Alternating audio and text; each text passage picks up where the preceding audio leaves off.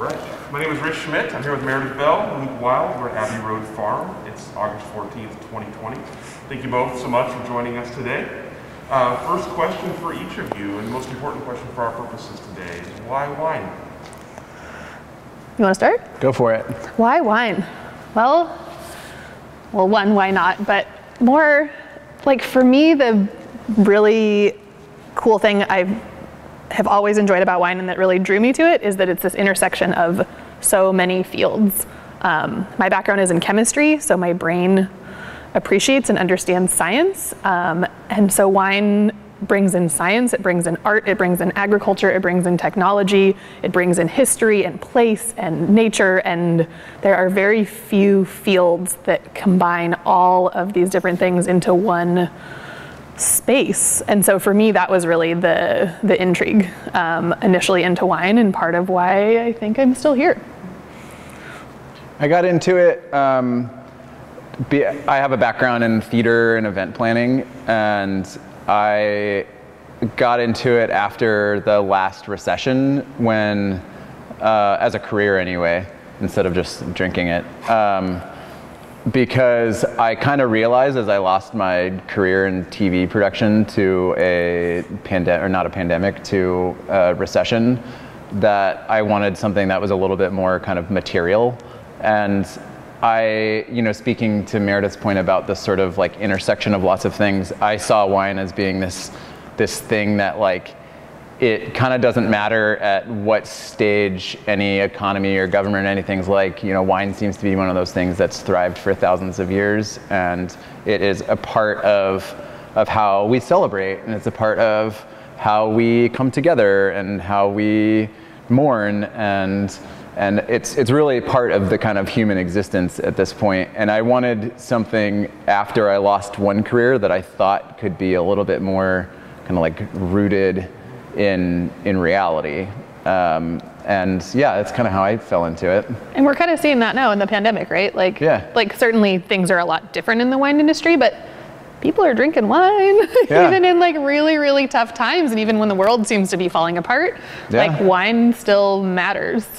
Anecdotally, we have seen during this pandemic, and I'm sure we'll get back into this, but we've seen, wine sales be actually quite good. Mm-hmm. I think we should touch into this a little bit more, but it is just kind of part of something that people are still making space for. Even when people struggle, I think, often you kind of want to have a glass of wine or a bottle at the end of a really shitty day. Yeah. And certainly like the farming component of wine is never going away. Like it doesn't matter what's going on in the globe, it doesn't matter what's going on in politics, like those grapes are gonna keep ripening and growing, and the cycle of growth will continue season after season regardless of what's happening. For sure. Doesn't mean that we will have the ability to farm them, but like they will keep doing their thing regardless. And so there's, I don't know about stability, but consistency in the natural cycles. Yeah. Yeah. So tell me, as you each decided to join the industry and got intrigued by it, what kind of drew you in at first, and what was kind of your first step into the industry? For me, so like I said, I have a background in chemistry, studied chemistry in undergrad, didn't really know what I wanted to do other than not medical school, which is what everyone else that I was going to school with did.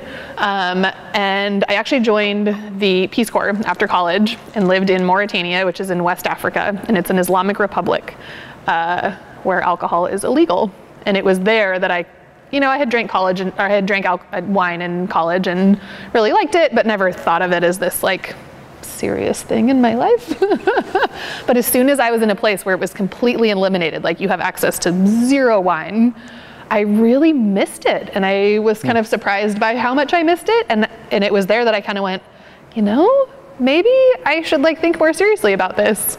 And so I did, and I started doing research, and I went like, oh, I can like go to school and study this. And I liked school, and so that's kind of how it happened for me. It was like this thing that was a hobby that was totally taken away from me, and then kind of realized the importance it had. And then this light went off where like, oh, I could actually use my education and experience and apply it to this thing that I had never even considered about as a career.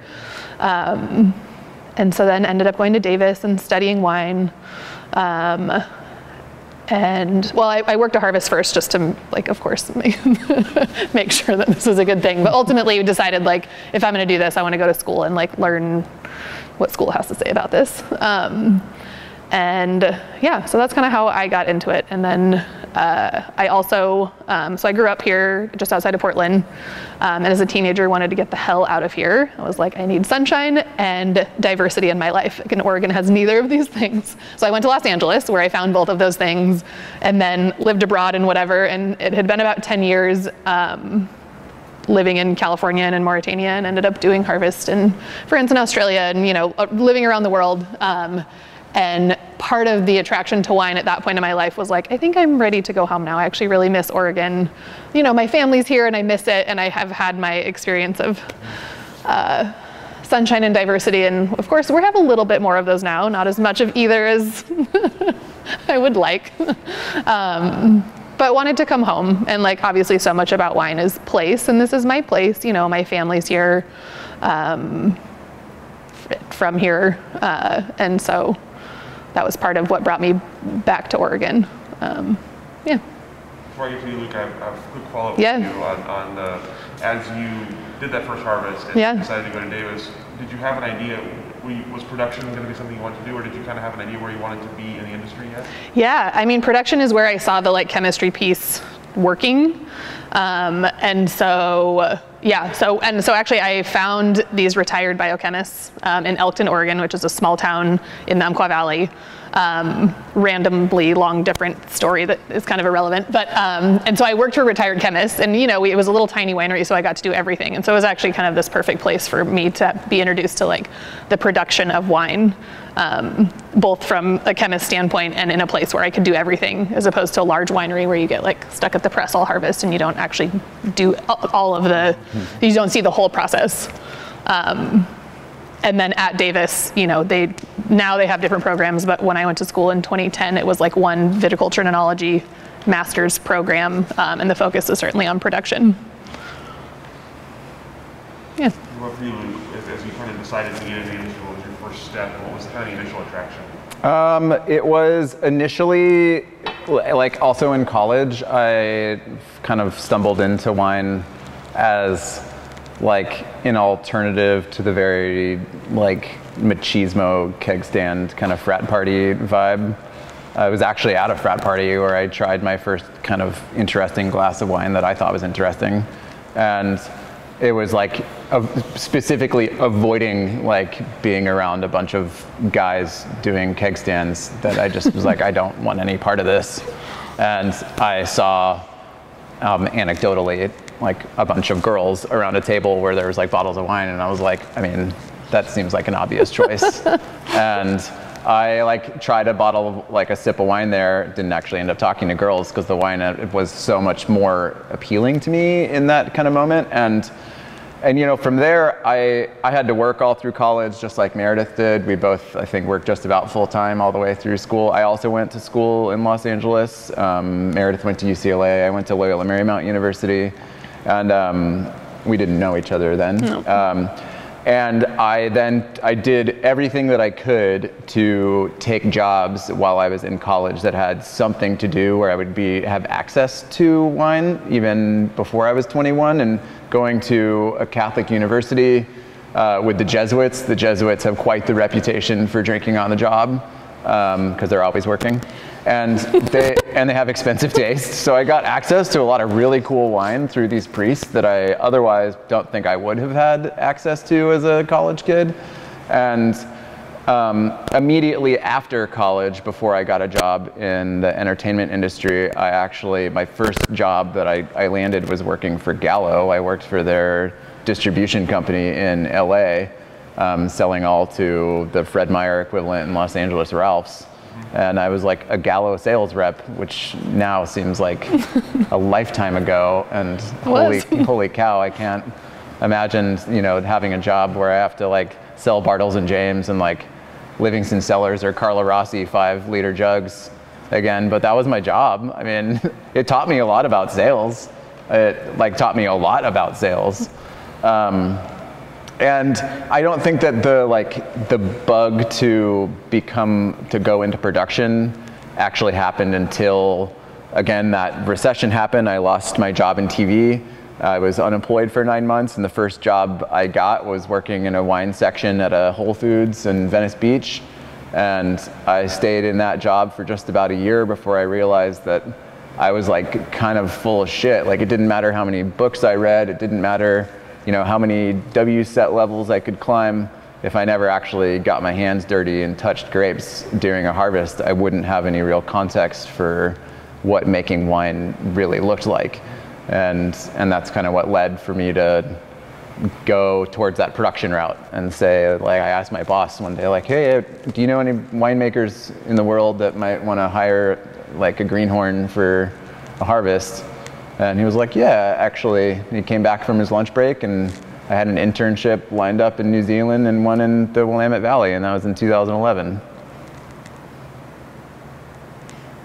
So both of you had early on a broad wine experience, so experience outside the country. Tell me about the kind of the value of that to you as you were kind of developing your wine careers, and what made you eventually want to be back in the States versus staying and working abroad? I actually tried very hard when I worked in Margaret River and in Western Australia. I tried very hard to stay there. I had no real interest in leaving.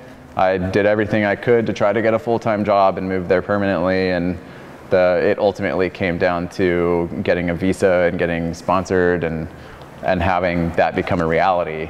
And so it really kind of pushed me to go do harvests elsewhere in Germany and a little bit in France and Burgundy, not really like a full one there. But when I was in Germany, I started looking at jobs back in Oregon because I'd already worked the harvest here, and I'm from Arizona. I didn't really want to go work for Maynard in Arizona, and that wasn't really a thing for me. And my sister had moved to Oregon, so it felt like coming back home, you know, to the United States and moving to Oregon, where my sister and I could be close to each other and kind of make a family unit happen in this state, seemed like a really good fit.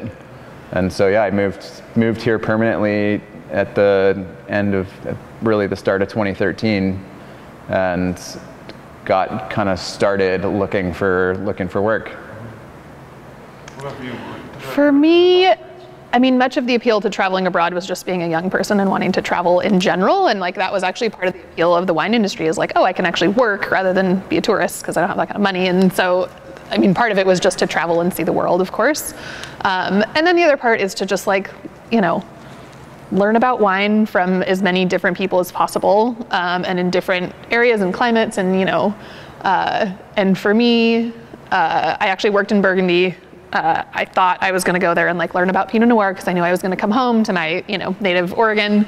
And it was actually there that I really started to love Chardonnay. I honestly, because I didn't come to the industry from restaurants, I'd never really had access to proper white Burgundies. I just always been a poor college student, you know, like all 25-year-olds, or most. And so I actually had access because I would go, you know, while working harvest, I probably talked to 50 or 100 winemakers every weekend, and every, you know, like traveling and talking to different winemakers and doing cellar visits as much as possible. And I actually think I learned probably more that way than I actually learned during my harvest. And just, you know, like anybody learning, you talk to people that you respect and ask them all the questions you can think of and have a conversation. But yeah, it was there actually that I was like, oh shit, Chardonnay is way more exciting than Pinot Noir for me. And actually for me, what like was the impetus for Statera, I of course didn't know it at the time, but and we'll get to that in the story, but when it came time, like for me, that was where it kind of started, and that wouldn't have happened if I didn't have access to traveling to Burgundy and like having real access to white Burgundy. And so, just like most things, you don't actually know the value of them until probably years later.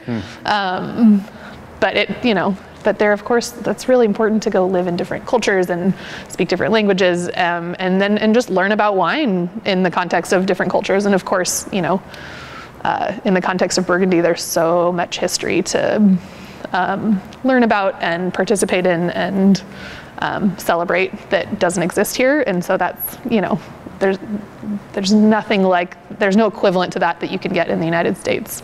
And so I feel really like fortunate that I had the ability and privilege to have access to that kind of space. And it certainly has had a big impact on my life in a positive way. Anecdotally, I always thought it was really interesting that when you went to Mauritania, you learned French, and that, like, what an odd country to learn French in, and then that like directly impacted your ability to go and work in Burgundy, and it gave you so much more of like a broader experience in Burgundy than you would have had you not done the Peace Corps first. Because I spoke the language. Because you spoke the language. And that's part of why I had access to work there, because I could actually speak the language. Yeah, for sure. And so I could work anywhere rather than have to find an English-speaking winemaker. Yeah. Yes. And it freaked the French people out because I'd open my mouth and they're like, you. And I'm like, I'm American. And they're like, you don't? And I'm like, do I sound African? And they're like, yes, but you're not African. But my accent, because that's where I like, I took French in high school, whatever, but I learned to speak French in Mauritania. And it's a very different accent than is spoken in France. It actually, like, to me, has a heavy American accent. Like, you don't roll your R's, and it doesn't have the guttural feel that like true French does. And so it was really actually easier to speak like Mauritanian version of French, that totally freaked the French people out when I first got there, which is really fun, of course. Yeah. So what point in the story, you're both now coming back to Oregon, Yep. to Oregon, and you have had your harvest experience here, and this is where you want to be. So tell me, at what point in the story do you two meet? Tell me about that, and tell me about the sort of formation of Statera from that. So we met in the fall of 2013. I worked a harvest at Chehalem. That's where I had worked in 2011. Yeah, that's where he had worked in 2011. I had known Wyn because she is also a Davis alum. I wanted to work for a woman winemaker. That was really important to me. I hadn't in my career yet, and I really wanted to. And so worked at Chehalem. And Luke's partner at the time was also working at Chehalem, and he was living with her at the Chehalem like intern house. Yeah, they have this like 110-plus-year-old craftsman house in the middle of that Corral Creek vineyard there. And when my partner and I moved, because we had been just working a harvest in Mosul, and when we moved from Germany back to the United States, I like hit up Wyn and Harry and I was like, hey, do you guys need caretakers for this house to live there year round and like make it a lived-in home and clean it and take care of it? And they gave us that opportunity, and it really kind of is. Without that, I don't know if you and I would have really met otherwise. Probably eventually at this point, but not like, but in a different way. Because I was like working for Anna Mee in the tasting room at the time and didn't really have a harvest gig that year. I was like looking desperately for production work, but I like signed up to cook harvest lunches for the Chehalem crew. And I think based on that, I like had an opportunity to like hang out with Meredith more and like go to the like that evening drinking parties where everybody was kind of hanging out. And yeah. And then like Jesse is his ex-partner and good friend, and still is actually one of both of our best friends. Oh yeah. And then so we made friends, and so I'm friends with her, and so then by proxy then now we're hanging out more, and so it just, natural friendship, normal, whatever. Yeah. Muppets. Yeah. We also have like there's also like our kind of general community outside of wine is like a large kind of Burning Man camp, and I think that sort of like weird, goofy human aspect brought us together as well. Mm-hmm. That it was like, oh, I know that like you kind of like vibe with the same kind of. We have other shared interests. We have other shared interests other than just making wine. Another shared community. Yeah, another shared community, and I think it's that really enriches your like relationship with somebody or your experience if you have something other than just the business or other than just your careers or just your like wine thing. Like find other things that really like make that a broader, better experience. And yeah, I mean, as a result of that, I think we kind of initially, I think it was like literally at a party, we were like drinking wine and we started talking. I was like, I moved here to make Riesling, but I don't want to do that anymore because there's like Teutonic and Ovum and Brooks and Trisatum that are these very like Riesling heavy. And I was like, I really want to start something. We started kind of like spitballing. And I think it was in that moment where we were like, oh, we should like do this together because it'd be easier than doing it alone. And we landed on Chardonnay because like nobody else had at that point done like an all Chardonnay label. And I literally like Googled one day like how to make yourself known as a company. and it was like become the first at something. And I was like, well, nobody else has done all Chardonnay. What if we did that? And so yeah, it's literally like a stupid Google search is kind of led to picking Chardonnay. And we had decided, so for me at that point, like after that harvest, I had been like trying for months before to try to find a full-time job, and finding full-time production jobs, especially your first one, at least in Oregon, is really hard. Like there are few and far between, especially if you want to work for someone where you really like the wine. I don't like all of the wine. I like some of the wine, and I don't want to just make wine that I don't care about. I want to make wine that I am proud of and that I want to drink, and I want to like learn from wine. I want to learn from those winemakers. Like I'm not just your employee. I'm here to learn how to do this myself long term. And so it was like I was feeling really discouraged. I actually didn't expect it to be that hard. I was like, I have a master's degree and all this experience, and like nobody gives a shit. Yeah. And so then part of that was like, well, then I just have to do my own thing. If I can't find someone to hire me to do what I want to do, then I just have to create it and like take a ballsy move and use my little bit of savings and like make 2 barrels of wine. And so like, you know, we're having these conversations, and so we kind of just went like, you know what, we could be stronger as a team. Like Luke has both experience and the personality for sales, like you really do. And I have this like formal education in production. And so we felt like those are obviously like 2 very different components of owning a wine brand and label. And to me, I was like, sweet, I can just make wine and he can sell it. And this is like the sweetest deal ever. And he's like, sure, I'll sell the wine. Like, of course, like totally like happy to do it. And so it felt like a really good partnership that we had different skills to add. And it actually has worked out really well in that way. Like actually better than for sure. I can't imagine doing this on my own. No, it's so much work. Any small business, I mean, I cannot imagine. In any industry. Like we don't have staff. We don't have, it's literally just the 2 of us. We do 100% of everything for this, and we have gradually grown. We've never had investors. We've never taken out loans. We've never done any of that. But I mean, to add to your point, like when I moved here, I was like, I'm just coming off like 2 solid years of traveling around the world doing nothing but working for other just dope wineries, like literally some amazing wineries. And I got to Oregon and it's like, sorry bro, you don't have a master's degree. Like, what are you gonna do? They didn't care about the master's degree. Yeah, I found. It's just they're few and far between. Very few and far, especially for a winery that you want to work for, that you really want to work with. That's really tough. Talk to any winemaker.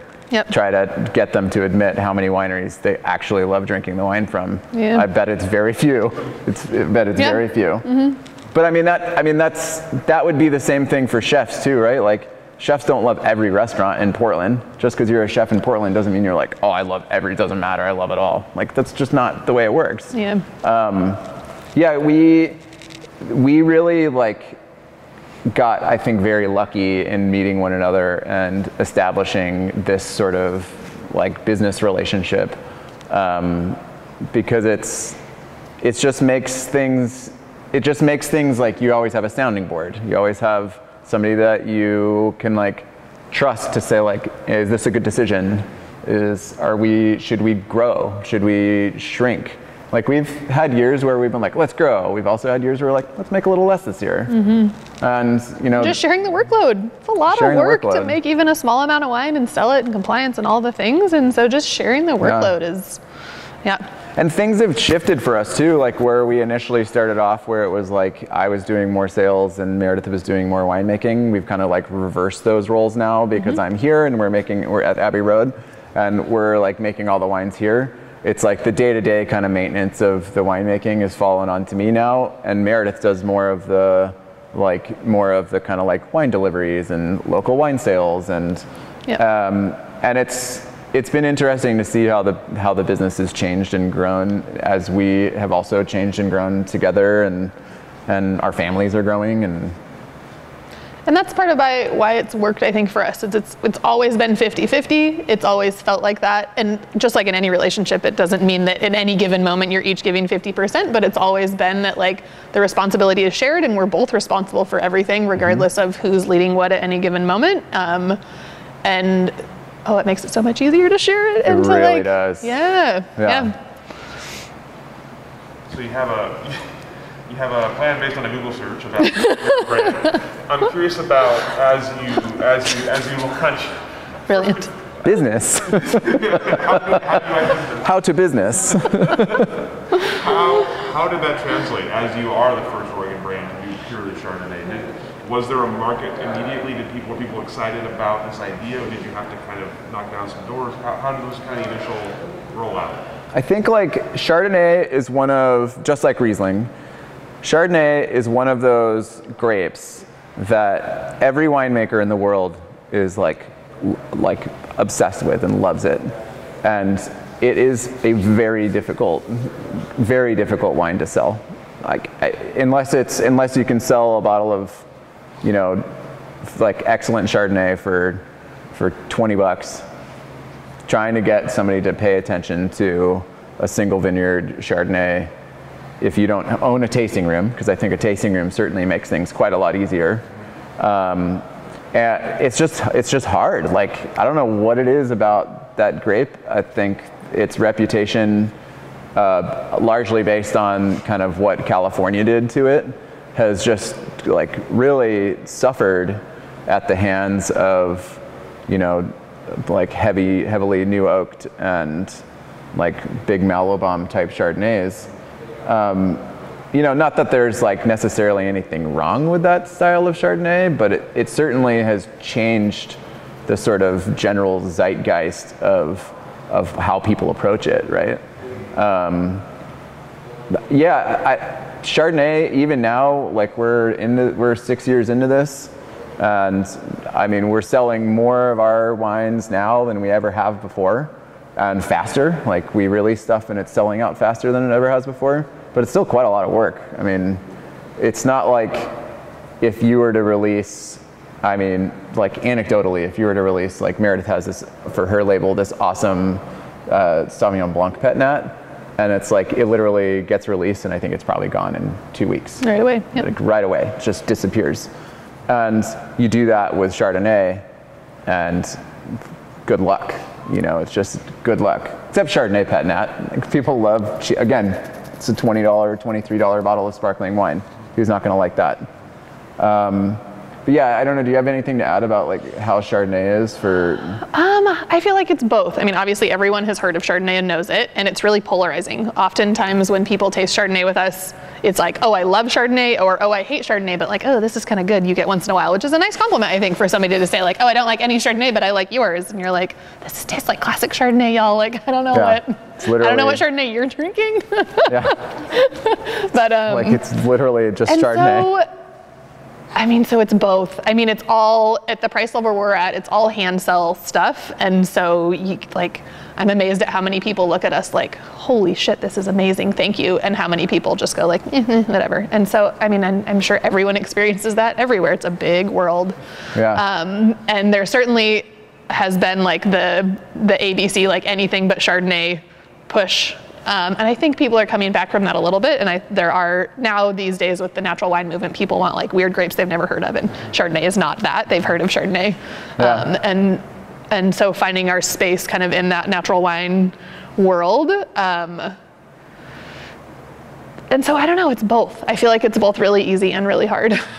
Yeah, as on the day. we've discovered, we used to, when we first started, we worked with, our first year, we worked with 3 single vineyards? Mm-hmm. 3 single vineyards, and we just released 3 single vineyard Chardonnays. Mm-hmm. And it was like 50 cases of Johann, 50 cases of Bellepunt, and 50 cases of Anderson Family Vineyard. And it wasn't Bellepunt that first year. No, it was Crawl Creek. It was Crawl Creek. Yep. And so we like released 3 single vineyard wines. And for us, we were like, wow, this is sick. Like, you put 3 single vineyard Chardonnays out on a table, and you're like, these were literally all made the exact same way. They spent the same amount of time in neutral oak. All the barrels are of the same sort of neutral quality. we were like, this is such a great case study. And they're all in different Oregon wines. Chardonnay. They taste way different from one another, and it's just because of the vineyards, the like mesoclimate kind of surrounding those vineyards. And now we've had to really back off from making single vineyard wines because they are always the hardest to sell for us for one reason or another. It's crazy, right? Like you shake your head like, why is that the hard thing to sell? Why? That should be the thing that people care about. But if we release like a $20 bottle of blended Chardonnay of like all the vineyards, then people eat it up and we can't make enough of it. If we make Chardonnay as like a Pét-Nat, we literally cannot make enough of it. We make 75 cases, and this year I think we made 75-ish cases, and it was gone in what, like 3 or 4 weeks? Yeah. So, and I mean, that's whereas like our single vineyard stuff doesn't really languish, but it is way harder for us to say like, this is really special, like you guys should pay attention to this. They're all like single clone, single vineyard, really beautiful looks at what the kind of history of Oregon Chardonnay has looked like. And yeah, that single vineyard stuff is still a tough sell, but it's still my favorite thing to make and drink. Like when you get it right, it's good. It's definitely our most serious wine. But what we're learning is people don't give a shit about serious wine. Yeah. Not our customers anyway. Yeah. You find those people, but more people, at least right now, feel like they want fun wine as opposed to serious wine. And when we started, we're like, we're going to make the highest quality serious, like we're not messing around. Like the point of this is for us to make the best wine we can. And what we've learned is apparently, or we're just not have the marketing skills to find those people. I know they're out there in the universe. I just don't know how a little tiny brand like us finds them. And so what we have found though is people that like fun wines. But that's the beauty of Chardonnay. And when we started this, is Chardonnay can do both of those things. Mm-hmm. It shows place really well, and it really shows style. And so you can have all this diversity within one grape. And like most grapes don't have that breadth. And that was part of the strategy behind like, okay, we can actually make a brand and a story around one grape because it is one of those few grapes that can do that. And so it's actually been fun to explore both sides. Like we've been exploring the like winemaking aspect as opposed to the like terroir celebration. Which we still do. Aspect, which we still do. Terroir. Yeah. I think, also we kind of landed on this point at some time and somewhere in the timeline where we were like, gosh, like a lot of our friends can't afford the wine that we're making at like $35 a bottle. How many of our friends are spending $35, a bottle for like the stuff that they just want to drink at home? And that sort of like economic disconnect became more and more apparent to us as like we're seeing a larger and larger kind of like wealth disparity gap.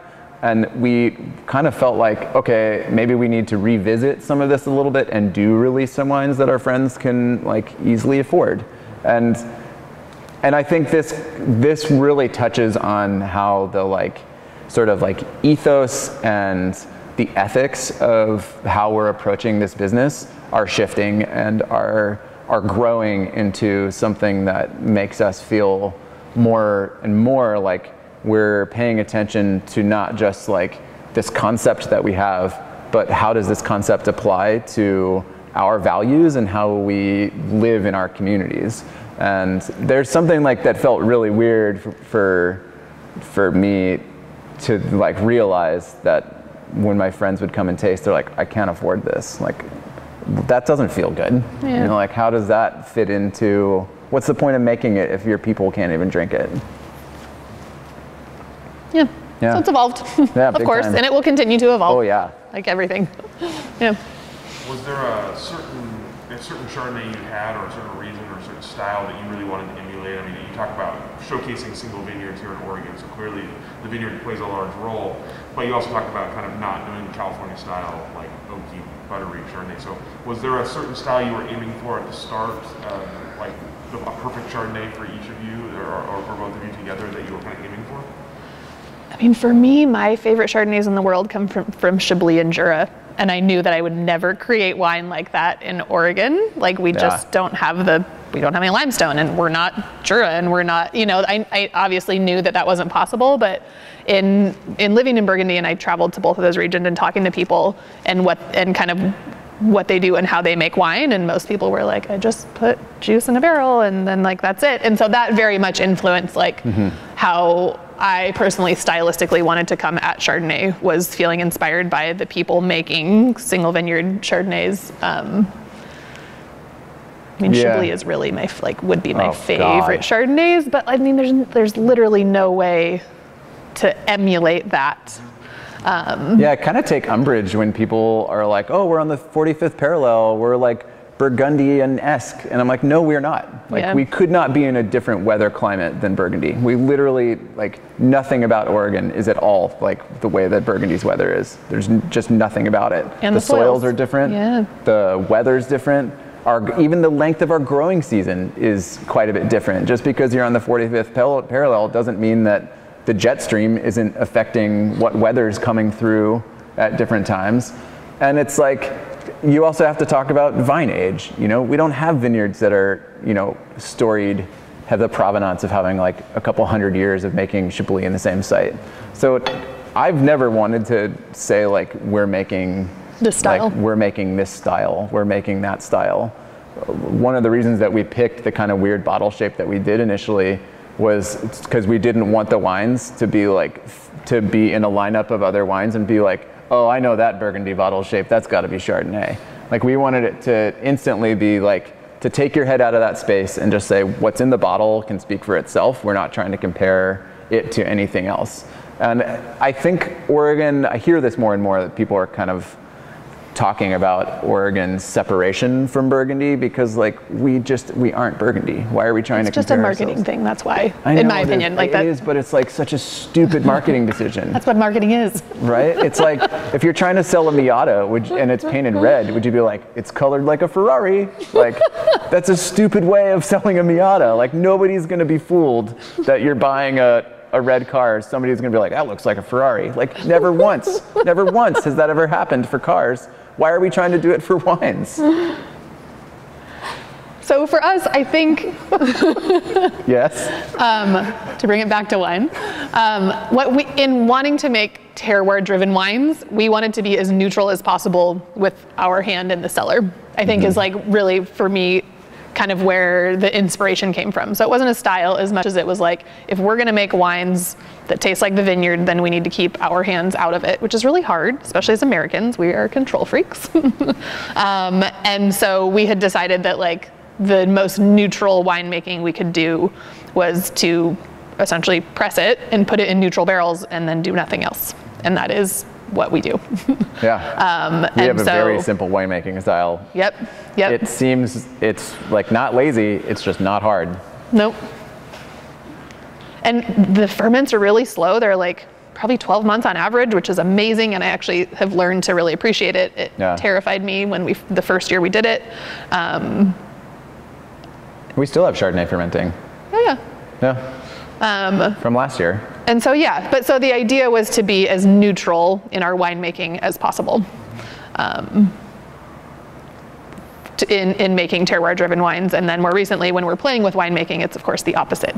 How can we be creative? How can we be playful? How can we show what our hands are doing in the glass? How can we show what our like creativity and playfulness is doing in the glass? And we don't put the vineyard names on those bottles because it's not about the vineyard. Even if they are from a single vineyard, like we don't, like that's not the point of that wine. That's not the story of that wine. The point of that wine is that it's like sparkly and delicious and cloudy and whatever. It's not the vineyard. That's not what comes across in your glass. But when we started, it was, we want the vineyard to come across, and so we want to get the hell out of the way. Yeah. So you mentioned kind of sharing the load in terms of all things. So tell me about starting the label and actually choosing a name, choosing a label type, label type, bottle type, and kind of all the things you have to do up front to actually logistically start a label. We are lucky enough to have friends that have other small labels, and you go like, what do you do? Yeah. Because Google's not really going to help you. Like, no. What licenses do I need? That's, and so it starts, of course, with getting your licenses and figuring out which licenses you need. And then the naming and the branding is really hard. I mean, it's not hard to think of something you want. It's hard to think of something you want that's not already trademarked by someone else. And Right. so just like popping ideas back and forth and going on the trademark Google search and going, and like without a legal team behind us to go like, oh, well, that's a different industry. You know, like we're just winging it and we're on our own. And so it was a pretty long, hard process to come up with the name. Took a while to figure out something that wasn't copyrighted. I mean, even with our name, Statera, we like did it, and then it wasn't long after that we started seeing like some other businesses, not wine related, with that name. And so Meredith had the wherewithal to be like, I'm just gonna file for a trademark for this thing. And it took a long time because I think we were like up against like a pharmaceutical company or something like that. Like it took a long time. And eventually they're like, yeah, you guys were first. So it's tough to get a name right the first time. We didn't want to say like, this is the Lumiere, you know, where people do like this sort of portmanteau of their names. We didn't want to do like our last names. We didn't want to do anything like that. And Statera landed, I had taken Latin like all through grade school and all through high school. And I was like, Latin words are often not copyrighted. And also they're like, they just kind of live in another realm. And so Statera is a Latin word that means balance. And it seemed like a good fit for what we're trying to achieve in our winemaking by like just putting juice in a barrel and then walking away and just kind of letting the wine find its own balance. That kind of fit it. And then Meredith had the great idea of including the chemistry symbol for equilibrium, which is those two arrows, those kind of like it's our logo. That's our logo. And I think just, it has like such a really nice kind of signature look about it. We picked the typeface because it's the same typeface that's on like the La Tâche bottles. And we were like, which nobody has noted. Nobody ever like, calls what's the most expensive bottle of Chardonnay in the world? La Tâche. Cool, let's use that typeface. And, yeah. Well, and we had a mutual friend who is a graphic designer, and you know, we went through the design process with him. But really, and obviously, if you've seen our packaging, like it's very simple. Yeah. And that's what we wanted. We didn't want this like hipstery. I mean, like the winemaking is like simple and I don't know. Yeah. But it's hard. It's not my favorite part of this, for sure. We do have we each have our own solo labels, and for those labels are like much more colorful and way different, and the wines are not just Chardonnay based, and the label artwork is quite a bit different, and it's like Statera is like such a simple focus with Chardonnay. It's so easy. We wanted it to be serious. Very, yeah. And we literally said when we were starting, like, we want our very first release and every release after that to compare to the best Chardonnays of Oregon, just period, full stop. And I think that we've accomplished that. And like, we live in this realm where when people talk about Chardonnay in Oregon, like our names get brought up. Mm-hmm. And it's because we like have taken it quite seriously. And I think it has also helped that we've never rushed a release. We keep things in barrel or in bottle until the wine's actually ready. And our very first year that we made wine in 2014, we made that wine, and then come harvest of 2015, the wines are still pretty much fermenting in barrel, and we're like, shit, we don't have any money left to make this year. We didn't sell any wine. We need to buy new barrels. We knew this was one possible outcome. We just didn't know if it would be the outcome. Yeah, we need to go buy new barrels now. Like, what are we gonna do? So we literally like did a Kickstarter campaign and raised enough money to do our second harvest, to buy fruit and to bottle that first vintage. And then after that, like, that was the only kind of financing that we've ever gotten was from our community. Mm-hmm. And it was enough to push us over the edge. And I really think that it was an amazing opportunity for us. I don't know that I would recommend everybody do that, because it's like, it's a lot of work. It is a crazy amount of work running a successful crowdfunding campaign. Like, it was also pretty fun though. Yeah, it was. Yeah. Well, I mean, we have a lot of fun anyway. Yeah. Kind of we're goofy humans and whatever. Oh, wait till y'all see this photo shoot we just did. Holy cowboys. This thing was wild. It's really good. Yeah, we're updating our website. Yeah. Something to look forward to. Very much so. Something to show our personalities a little more on our Yeah, because our website looked like the same like our things, our packaging. labels. It's It was really, like, white simple. and black and green. And then we were like, but we're not like that. Like, just because you take your job seriously doesn't mean you have to take yourself seriously. And like, we're fun humans. We like to wear costumes and go out and dance with our friends, and why we should show that off. I think like people know that's who we are. I think that they'll appreciate the wines more if they know the goofy humans that they came from. Yeah.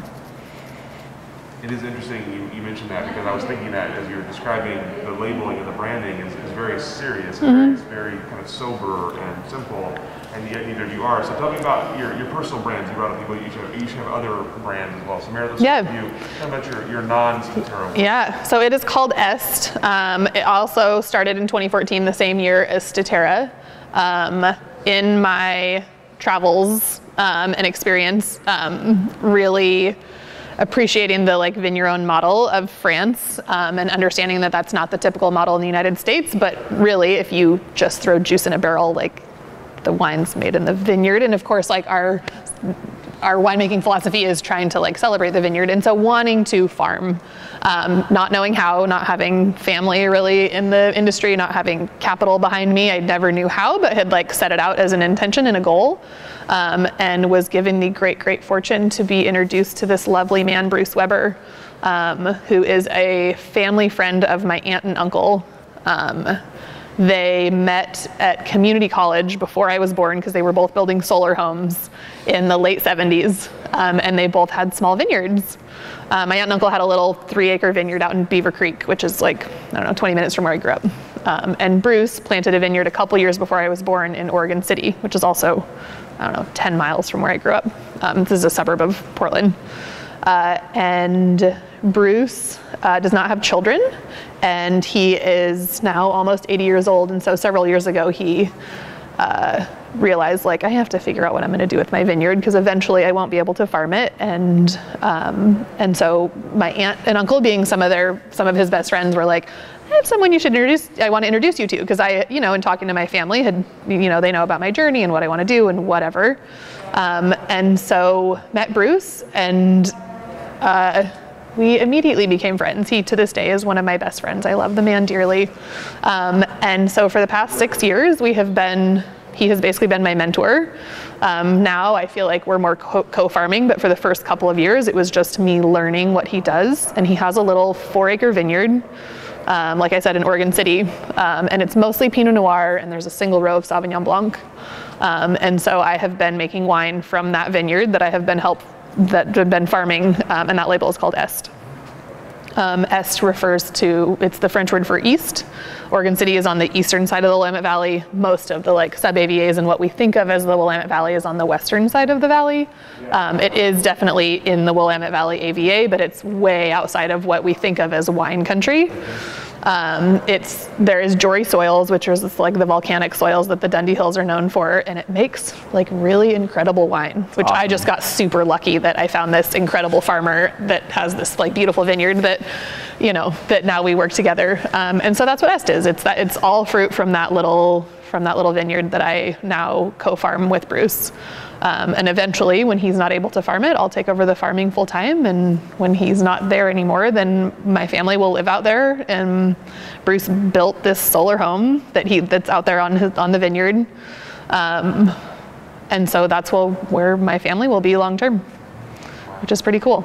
You say lucky, but I feel like your dedication and education and everything about what you've done has guided you, led you to this place where he would also have the confidence. It wasn't just luck that he was like, well, I guess I got to give it to this girl. You know? It was there's so many more factors about it. You literally presented the best kind of package. And there's something about him never having children and your having children that shows him that this is going to be a home where a full family is going to live. Mm-hmm. And I think there's something about that really resonates with him. I love Bruce too. He's just what a human being. Oh, he's just a magical human. What a crazy, beautiful, amazing human being. Yeah, so as a mentor, he is incredible. He's really, he's really meticulous. So he is a woodworker. He built his whole home. He built most of the furniture in his home. Right now in the winter, because he has to always be working, he doesn't watch TV and he doesn't read books. He works, he does projects. Even when he's now almost 80, he works. He's building a cello. But he's building a violin as practice for when he builds his cello. So he is like a meticulous person. And because this vineyard is only 4 acres, like that's a pretty small vineyard in the world of vineyards. And so the farming is meticulous. And so it's really incredible to learn from a person that works with that level of detail and has that level of integrity in their work. And so, I mean, to me, it's both. Like it's a lot of luck and it's a lot of like my work and intention in the world. But he is an incredible mentor, and I love nothing more than like work in a row next to him, and we talk about philosophy and politics and life and science, and like we're like just naturally like very good friends. We're very like-minded in a lot of ways, and so it's amazing. I love it out there. And there's this massive vegetable garden. There's a small orchard.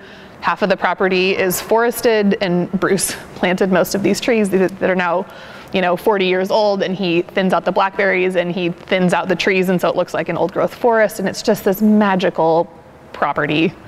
And the wine that comes from the grapes is incredible. It really is, and I think it is much to do with his focus and his level of integrity in the work that he does. I think it really shows in the fruit. Or that's all I can figure anyways. But it really does make... You started off making like a single vineyard Pinot Noir from that site, and also you had the great idea of making a Sauvignon Blanc Pét-Nat. And that was my introduction to Pét-Nat, actually. Like you introduced me to it, and I was like, holy shit, we should do this all the time.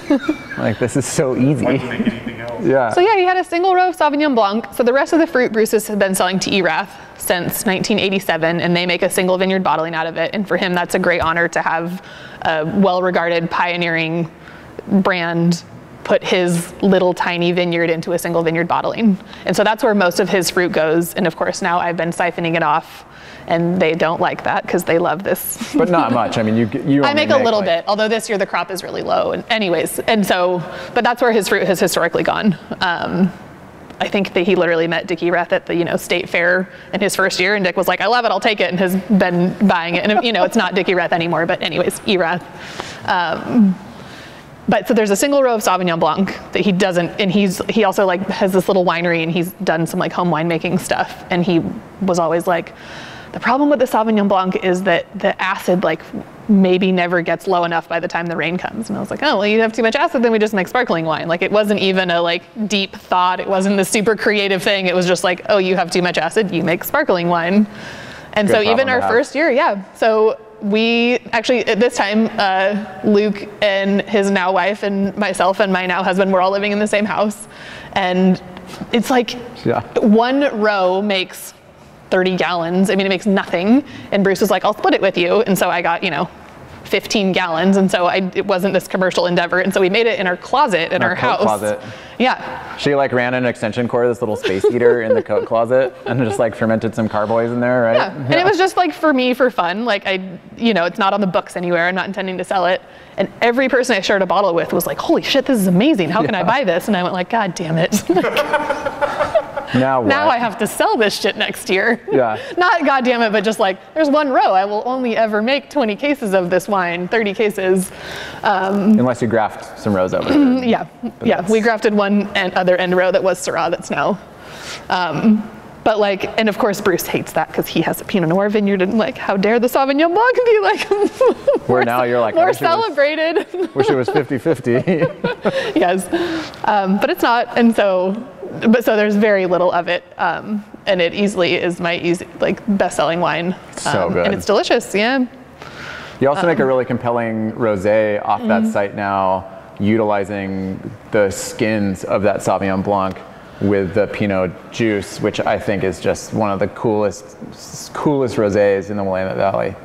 Yeah, I've been trying to get creative. I mean, I have a bunch of Pinot Noir and a tiny bit of Sauvignon Blanc, and so in the last couple of years, there's been this conversation around Piquette, which is repurposing pumice, rehydrating it and re-fermenting it. And I wasn't interested in that, but it got me going like, oh, okay, repurposing pumice, like that hadn't actually really occurred to me. And so I've repurposed the Sauvignon Blanc pumice. And so basically ferment Pinot Noir juice on the Sauvignon Blanc pumice, the pressed skins, to make a like phenolic Pinot Noir Sauvignon Blanc rosé. It's really fun. Yeah, it's good stuff. And you have other roles in the wine industry as well, beyond that? I do, yeah. Luke and I still don't pay ourselves, and so we both have income outside of Statera. And so I, for the past, since 2014, have been working with Craft Wine Company. For several years, I was the assistant winemaker. And then more recently am now basically the consulting winemaker. There was kind of a shift there, and I had a shift in my personal life, namely that I have a child. And so I still am at Craft, but in a much different role than I have been in the past several years. Yeah. And now for you, Luke, tell me about your personal label.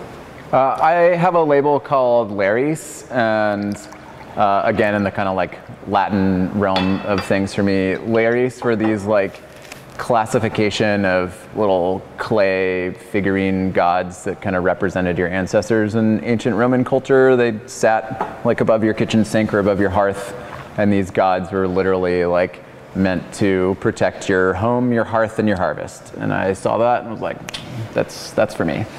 And I wanted to, largely inspired by Meredith making this S label, I kind of got to this point where I was like, okay, making Chardonnay has been really fun, selling it's been great. I'm seeing Meredith get to play, you know, with the grapes from the S, for the S label.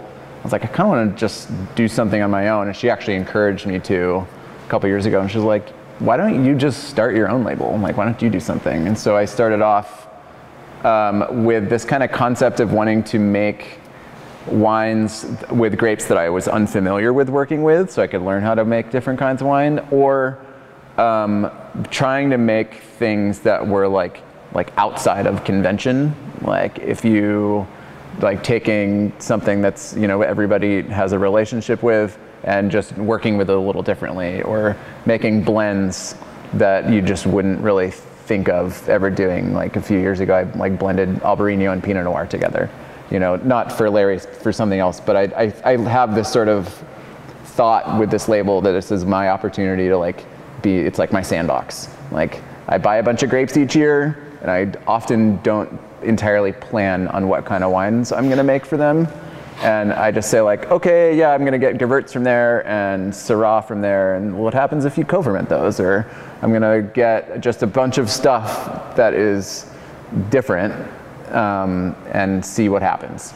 And that started in like 2017 for that label, and it's just been a riot. Like I love it. Like and if I have an idea, I start doing it. So like this summer I bought a bunch of cider juice and I made cider, and I'm buying Gewürztraminer and I'm gonna co-ferment those and make a sparkling wine out of it. Or like last year I co-fermented free-run Pinot Gris juice and whole cluster Albarino and blended in Syrah and Chenin Blanc and made this sparkling wine that is now called Wicked Liquid, and I like can't make enough of it. And it's just been a really good opportunity for me to like scratch that kind of creative itch. And also, I wanted a wine label that was like a lot of fun. Like the actual labels themselves are a lot of fun, and I've always been inspired by the sort of like Dante's Inferno type wood etchings and stuff, these like really hellish kind of scenes of like taking those images and then turning them into something like fun and bright and colorful and yeah. Natural progression. Yeah.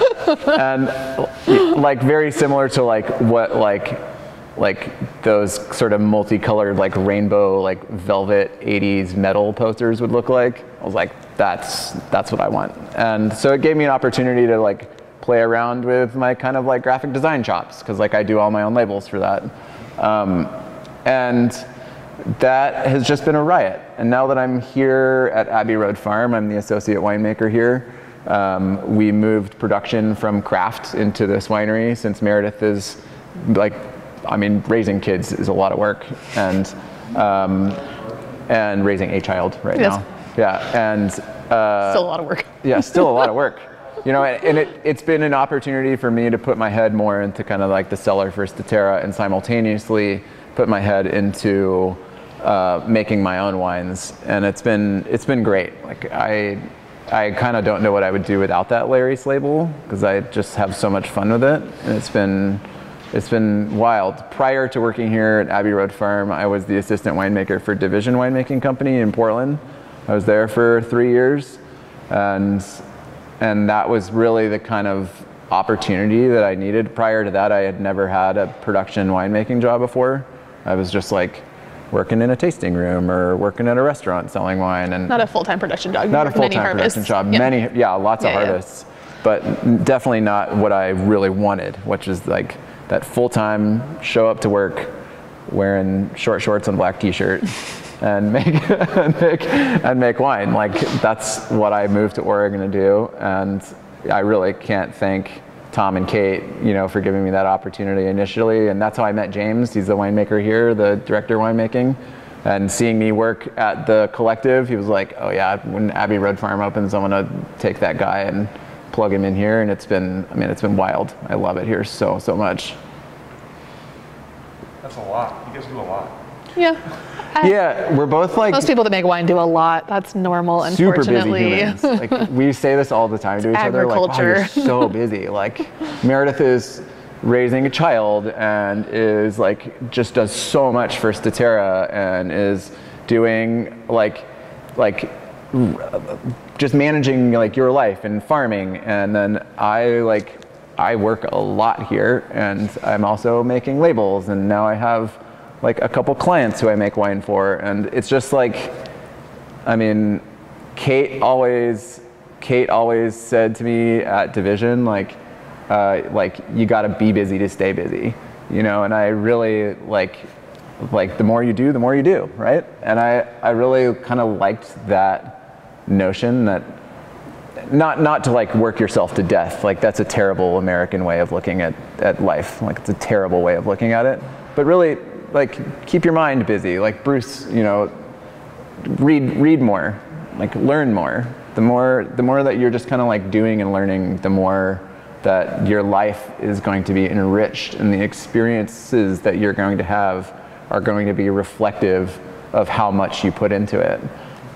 I will say, in my opinion, part of the only way that all of this is possible is because we have both had a lot of support, especially from our bosses. And so when I was at Craft, I was working with Chad Stock as the head winemaker, and he very much supported me making my own thing in that facility. If we had to find another facility, and which is how most people, they're like, you don't get to make your wine here. Like you're my employee and you work all the time, you do your own thing after hours, which there's no such thing as after hours. If at all. Like, a lot of our friends have no compete clauses with the wineries they work for. They're not allowed to have their own label. And so given that opportunity at Craft, and he has given the same opportunity here at Abbey Road Farm to make his and our wines in the same space and in the same time, is incredible. And like this would not be possible without those kind of opportunities of bosses and just other people like supporting us. And of course, I mean, in any small business, it takes a huge community of support to make anything happen. But that to me is like a really big piece of this, is having a work environment that supports us doing our own thing, and in a huge way.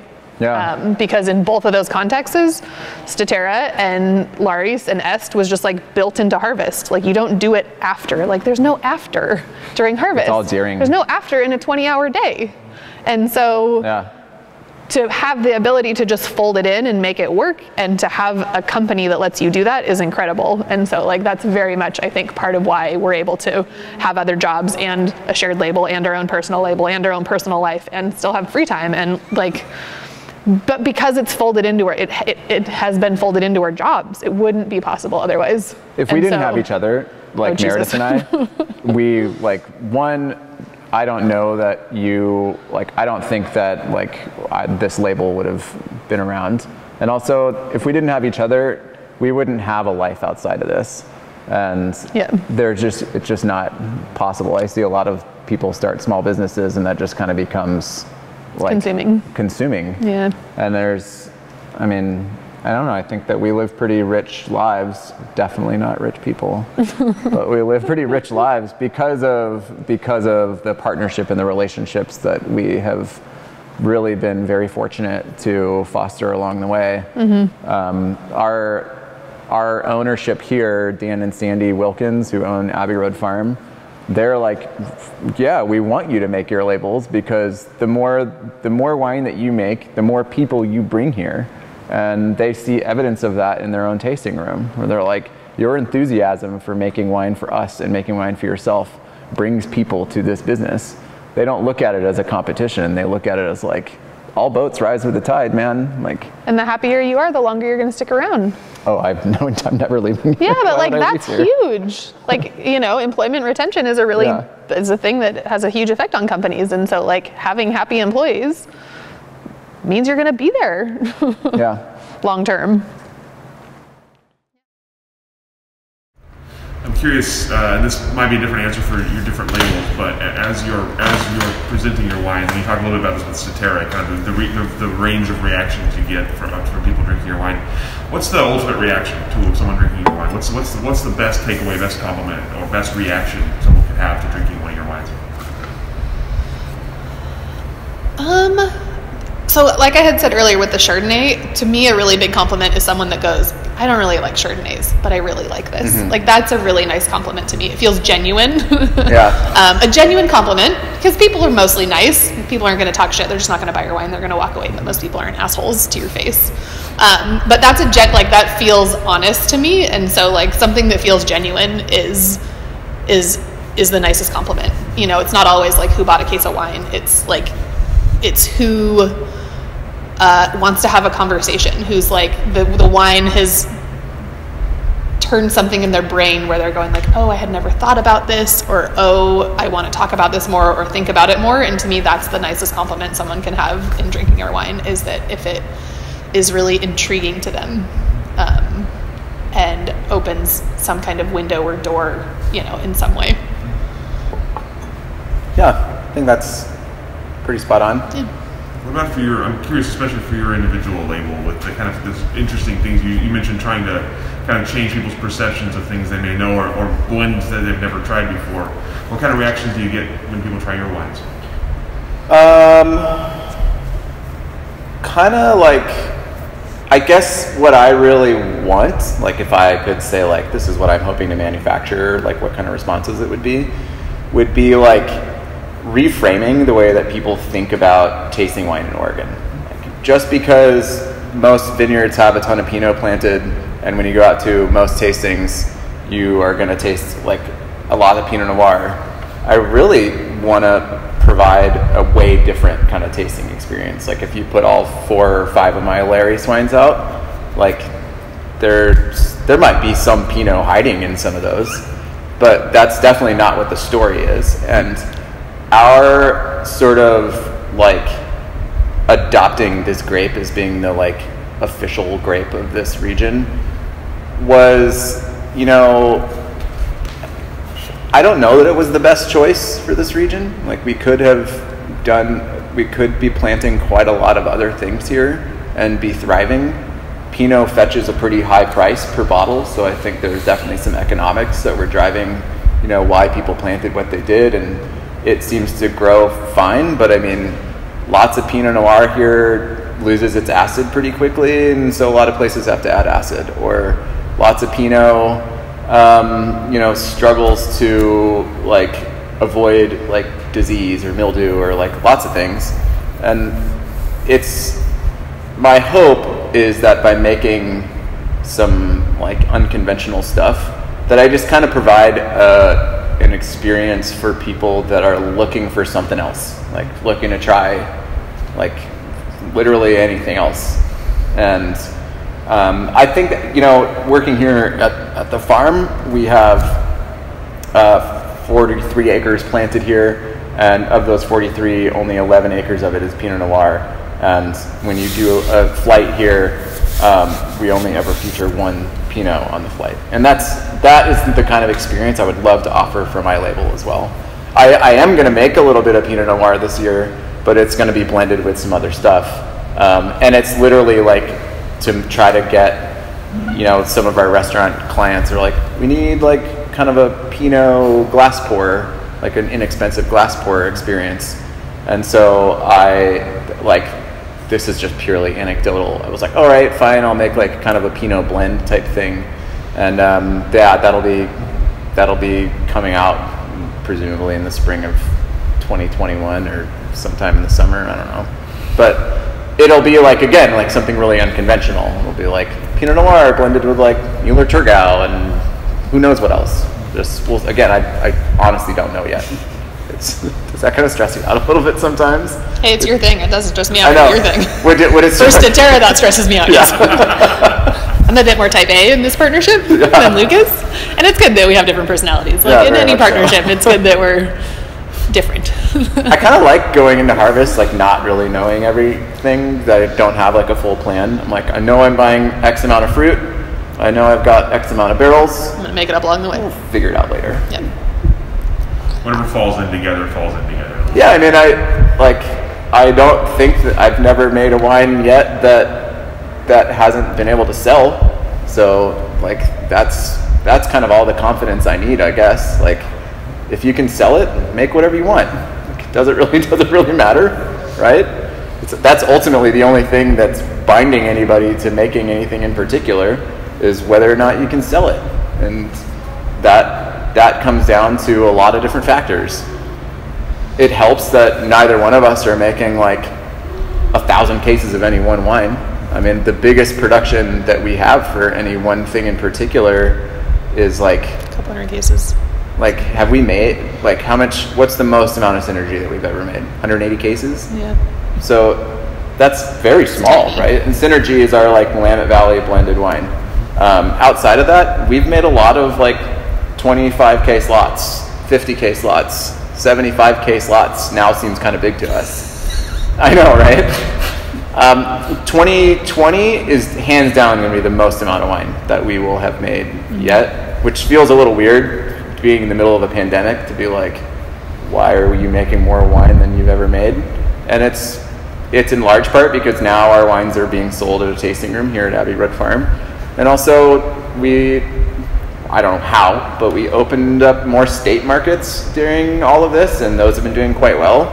And we're kind of like, well, like, if we want to eventually have this be like our full-time job, where our labels are how we make our paychecks, then we're not going to do that making 500 cases a year.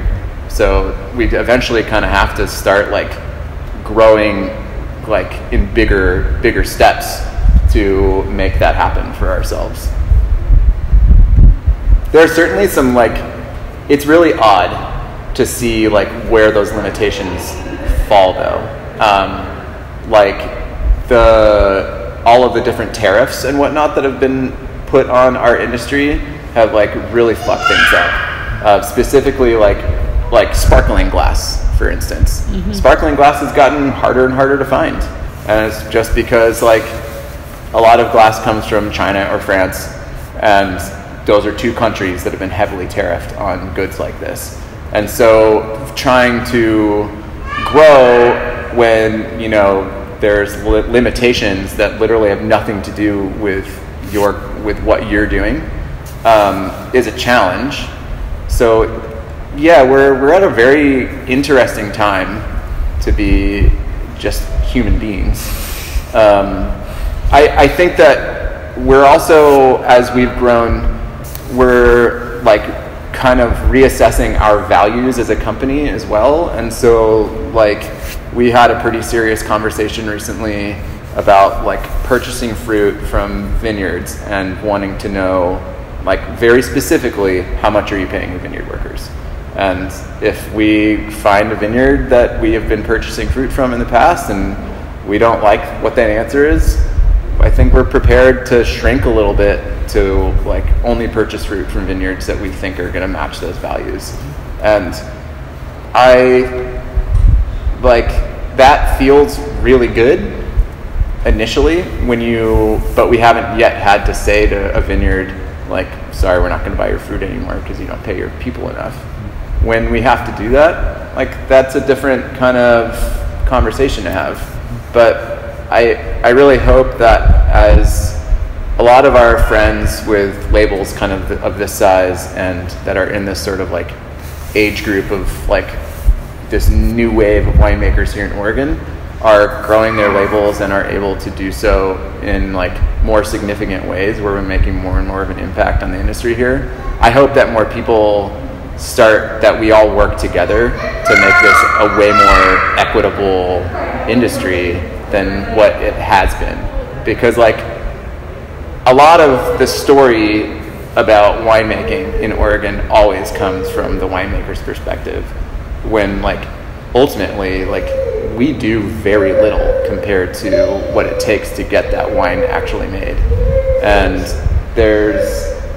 that's something that's like, I hope becomes a broader part of the conversation that we have about what it takes to make wine here or around the world, really. Yeah, I mean, lots of wineries, especially like in the natural wine world, want to talk about sustainability and their, impact on the environment. And whether or not it's organic or biodynamic, but it's like, does it really matter if the people growing those grapes? And then we miss the human component. That's like only a recent conversation, and like it's just starting to happen. It's just shameful, really, that it's just a recent absolutely. And I'm ashamed that we weren't asking our growers 5 years ago. Yeah. And I'm amazed at how many of them go like, I don't know. I know what I pay the contract worker, but I don't know how much they pay their workers. And I'm like, can you find out?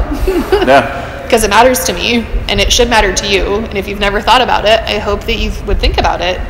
And then on the flip side, I get other people that go like, I know exactly what they're paid. I actually like had a grower that was like, they didn't have health insurance, but with COVID, I've just given it to them, and I'm just eating the cost. And and so you find some really intentional people, and you find some people that are like, well, I haven't thought about it. I would like you to think about it. And I hope that everyone is asking their growers that, because trust me, if we're all asking, that's the only way things are going to change, not this little tiny brand that makes a little bit. But if we're all asking, and I mean, the hard part is when Luke and I had this conversation, it's like, well, what answer are we okay with? What's a living wage? Yeah. And then to that end, this kind of circles back to what we were saying about like pricing earlier. Like, sure, a $35 bottle of wine is like difficult to sell now. Like, what is that? How is the industry going to have to change? How are we going to have people going to the grocery store and buying $6 bottles of wine? Like, how is that going to work? Like, the only way that wines like that get made are either being heavily mechanized or really taking advantage of human labor in like really kind of like really awful ways, and this, to Meredith's point, this needs to become like a way bigger conversation and a way bigger part of how we talk about the wine industry as a whole.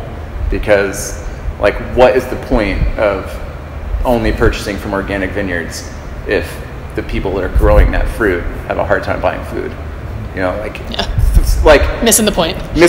Like in Oregon alone, and this is like just like a broad statistic, in Oregon alone, 1 in 5 children is food insecure. That means once a month, a child does not know whether or not they're going to get to eat that day, which seems like a lot, right? So nationally, it's 1 in 5. In Oregon, it's 1 in 4. Like, that's a shitload of kids. That's a lot of kids. And it's certainly not very often the family buying $35 bottles of wine whose kids worry about that. So like, it's quite literally the people that are doing the actual work getting that wine there. And that this is just now part of the conversation that we're having is shameful, and that it's not something that is just kind of widely talked about worldwide as an industry is even worse. I mean, there's a reason why Malbec from Chile is $10 a bottle. It's not cheap to ship it here. So how did it become $10 a bottle? That is like it means more and more to me to like get to the bottom of this and to have like meaningful solutions, not just like anecdotal, like, oh, that's interesting kind of chats, and then go back to doing the same things again and again, expecting different results.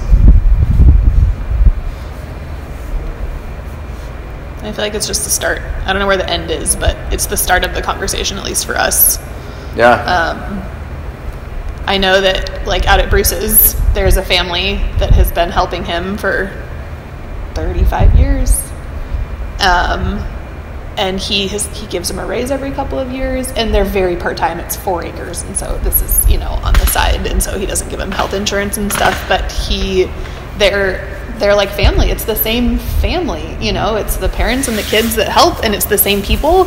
And I really think that's more the model, rather than having, you know, migrant workers. If you have people that are there year after year, and then they do such a better job because they're invested and they care, because you're invested in them and you care about them, and it's this two-way street, and so they get treated better and you get better quality work.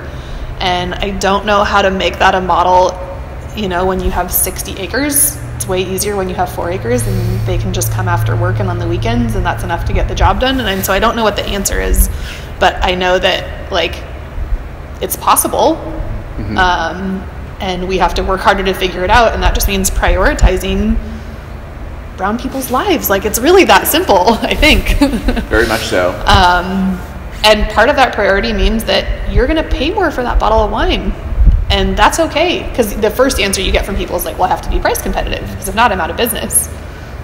Well, it's a really fucked up way of looking at it. Yeah. Because that means that, like, for you to be price competitive, like, that means that racism isn't a deal breaker for you. Yeah. You know what I mean? Which is like a really fucked up way of looking at it. Well, and so the long-term answer is then you have to change the laws, and so that everybody is on the same playing field. Like, agriculture workers should be given the same overtime rules and regulations for their quality of work as all other workers in the United States, and they're not, and it's fucking racist bullshit, in my opinion. Sorry to get all... And so, I mean, that's the long-term solution, is if you make everyone on the same playing field and you just make it the law to pay people a living wage. Novel idea. Yeah, like literally then there's no competition, because then they're all getting paid every labor law that brings up overtime always makes an exclusion for agricultural workers. Which, why? And it's like, well, because like we gotta keep food cheap. It's like, but at the cost of what? At the cost of what? At the cost of these people not eating. Yeah. Like, how is that an answer? Yeah, it's totally. It's absurd. And racist is what it is. Yeah. And so that's the long-term solution, and I don't know how to change politics other than voting and getting my voice out there, but I can change who the people that farm our grapes. You can vote with your dollars. We're going to vote with the money that we spend on fruit. From our growers, yeah. We have a long ways to go. Boy, do we. Starting, though, that's the important part. Starting Yep. Paying attention. Starting. Yeah. Yep. So tell me about, you talked a little bit about some of the changes you've seen in Oregon wine as a part of it. Tell me about sort of the biggest changes. What's most different now in the industry versus when you started? What are the biggest changes you've seen? At least in our little niche world, I see more consumers wanting more playful, fun, weird wine. Like, people are bored with Pinot. There's certainly a lot of people that are still excited about it, but I think young people, like people in our more immediate community, want to see like what else is possible. I think 5 years ago it would be really hard to sell a Willamette Valley Albarino, and now like it'd go away in 2 seconds, because it's like, oh, something interesting and fun and playful and something I've never heard of, and that's exciting. Yeah. And so I think, from at least, you know, I'm sure this is not everyone's perspective, but in our space in the wine industry, that certainly is a big change. And as winemakers, it's hard because there's very few grapes out there. And so if you don't have, like Abbey Road, your own estate vineyard where you can plant all these fun, weird grapes, they're really hard to find. And there's lots of competition from small wineries wanting anything weird and farmed organically. Yeah. I mean, you found it difficult to sell Pinot. I find it difficult to sell Pinot. And I found with working for Tom and Kate at Division that every single year they're like, what are we going to do with all this single vineyard Pinot that we're making? Like, it became, the longer I was there, the more that they're like, this is becoming harder and harder. And every winery that I know of is like, yeah, Pinot's become, the market's just so saturated with it. And also, like, Willamette Valley Pinot Noir is comparatively an expensive bottle of wine. And you can go to like a wine shop and buy a decent kind of bottle of cheap Burgundy and spend $20 less. So like, there hasn't been this like real giant push to like buy American, you know, unless it's like other weird fun stuff. And it's like, yeah, Pinot has become a harder and harder sell. That's what I've certainly noticed since I moved here. And, you know, also you're seeing, when we first started here, there wasn't any like real California money that had like come up and purchased land or moving wineries up and starting to do their winemaking here. And that certainly shifted how like some of these wineries look and feel, and it's less the kind of like bucolic farm country that happens to also be a wine region now, and more of like there's some really big serious wineries around that are just a totally different look.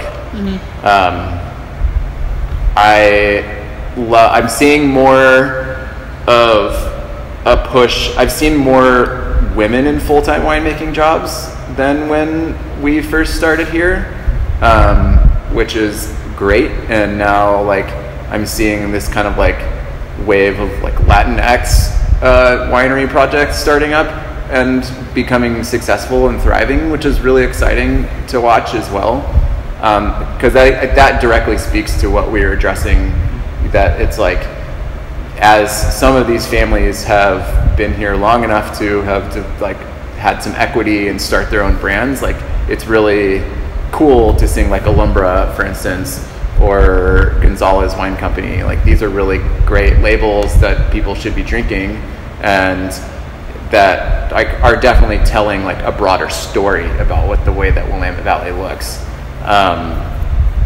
But yeah, I think like we're seeing lots more sparkling wine than what used to be here. Like, it seems like everybody's making bubbles now. Everybody's making bubbles now. And if you're not, you're missing out, because it's a hell of a lot of fun.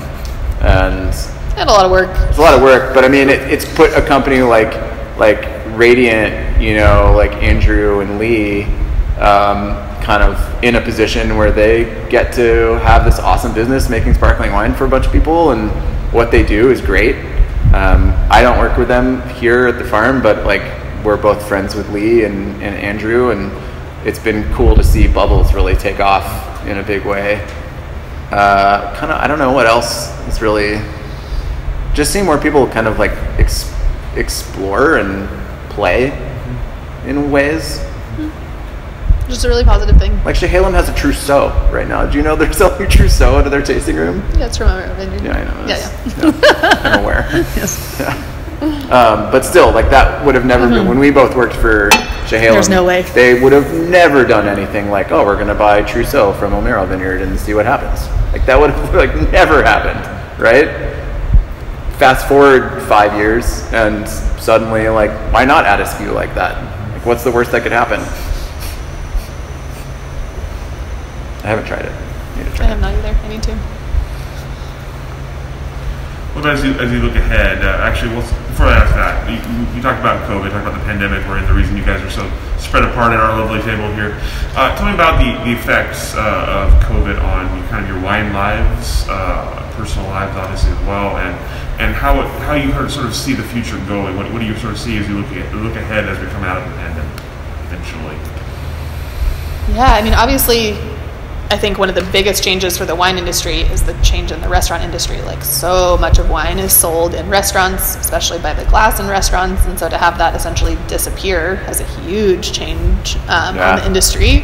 I've actually been pleasantly surprised that our distributors are still managing to move a decent amount of wine. Obviously, they're moving it more through wine shops and other avenues than they are through restaurants, but they're still managing.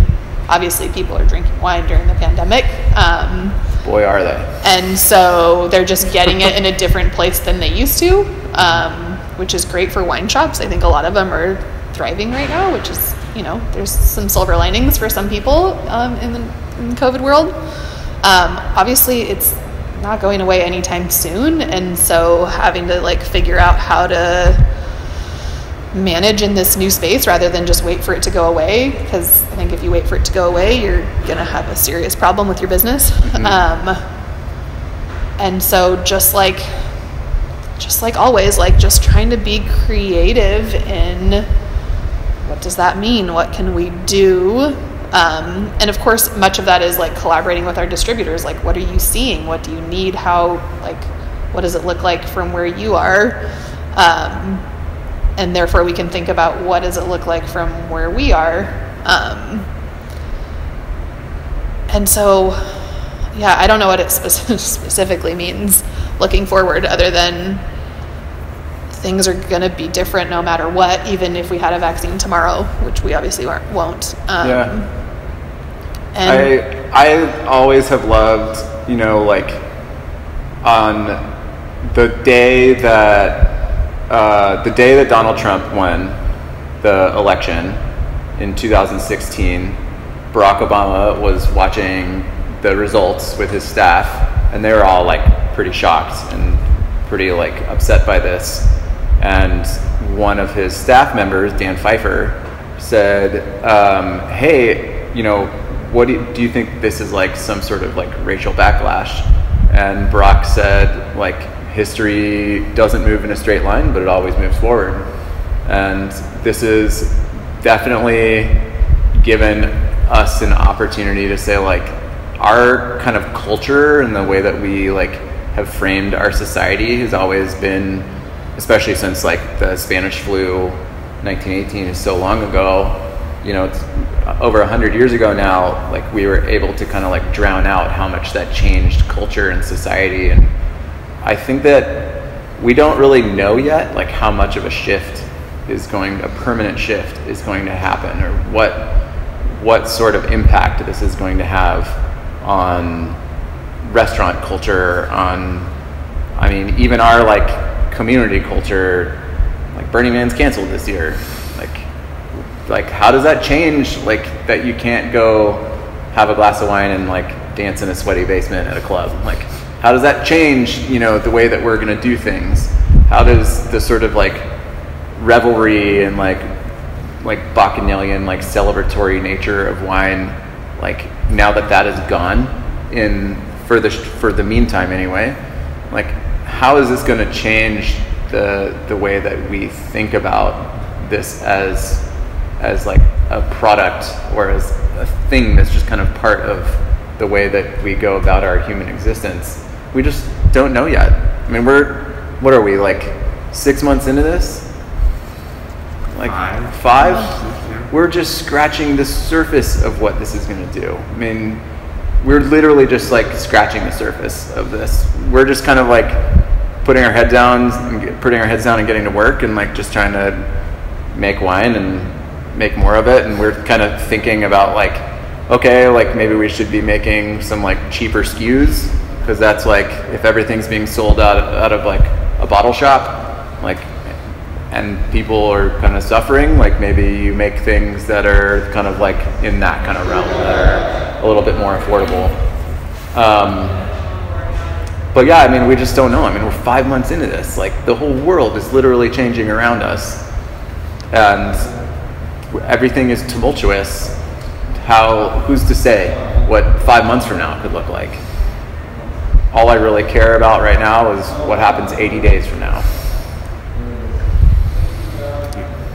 I think it certainly has obviously highlighted many injustices that have always been there, and they've been highlighted. And so obviously I hope that things won't go back to normal, that we won't just go okay, now that there's a vaccine, or now that it's safe to, socially interact with people, that we can just go back to normal. And I hope that we take it both as individuals and as a broader society to change things.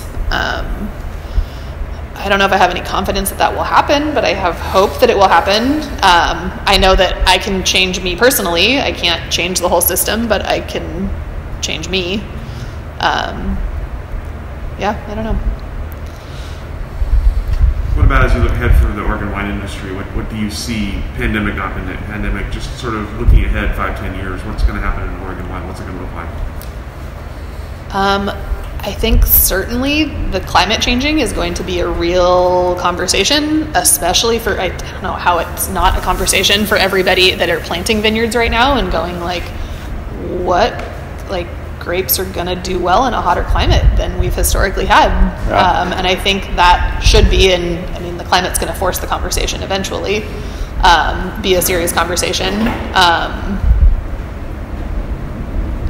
I don't know in what way, other than like people are going to have to be more creative in what grapes they're going to put in the ground and change some of their farming practices. I mean, we're largely a dry farmed area, not everybody, but a lot of people. I hope that we can continue to do that. I think we will. I mean, obviously, if your vineyard's established, then it's probably fine if your roots are established. Even with climate change, we still get a shitload more rain than many regions around the world get. I mean, we're seeing some shrinking, but I think the biggest issue has become like longer, hotter days, where like all those heat units like take away whatever accumulation of rainwater you would have had over the rainy season, and then we're seeing more like variance in weather as well. Like we had later rains this season that really like fucked flowering up, and a lot of vineyards are going to have lower yield. Like your vineyard has quite a lot. Yeah, like, it's really low this year. Really low, and so like we're going to see more like heat shock happening or like stress happening in vineyards that are definitely if the vineyard's 25 years old and it's just now in the last couple of years having to deal with like some pretty significant heat stress like year over year over year, like those are cumulative, and it can have an impact on the sort of on the quality and what happens next. I hope that we just see like kind of a broader shift in just generally how we kind of look at doing business in a way. It is very like far enough removed from Portland that like we struggle to get a lot of people out here to kind of see what it looks like. And I just hope that we kind of see like a broader marketing appeal to like capture new audiences, because like everybody drinks wine. Everybody does. Even if you're not like a high-end wine drinker, there's something out there that you're gonna like, and I think Oregon would do a better job of trying to like appeal to a more like varied audience and say not just like, come on out, it's gonna be entirely predictable, like shaking things up a little bit more has got to be part of the mix. Otherwise, I don't know how we're going to survive doing the same thing again and again and again. Yeah. What about for the future for yourselves, for Statera and individual brands, and just kind of where you see yourselves going forward? I mean, we hope to continue to grow. I mean, the long-term goal would be to be able to support ourselves and our families with our small businesses. And so, but we still would like to maintain that we own it all, and without, investors owning and influencing the decisions that we make, which means it goes slow, which is fine. And we're both like really have wonderful lives right now. And so there's no major rush, but as the kind of demand increases and sales go up, then we'll continue to grow in hopes that it will eventually be big enough to support us. Yeah. I could see us growing to the point where we kind of like grow out of a space like this and say like, well, we maybe need to think about like having a space of our own. Yeah. And a space of our own would look like a winery big enough to accommodate all of our labels and a little tasting room. And I don't have that sort of in-or-on itch that Meredith does to farm fruit all the time. Like I'm way too fancy for that. Meredith is definitely like our hands in the dirt human, and I like am not wired that way entirely. So I don't have the I think Statera is going to have our own estate vineyard someday. Maybe, I mean, I don't know what that would look like. I don't have a lot of aspirations to do that, but I don't know, maybe. Like, who can say? Who can say? It's everything has been like upturned so much that it's like, who knows what next year is going to look like? Tomorrow. Yeah. Who knows? I certainly don't. We just are gonna, like I said earlier, just put our heads down, keep trying to make wine that we like and hopefully other people like, and hopefully that kind of leads people to find us and become part of this community that we're making together through the wines that we're creating. That's all the questions that I have for the two of you. Is there anything I didn't ask that I should have? Anything we didn't cover here today? We should have covered that? I don't think so.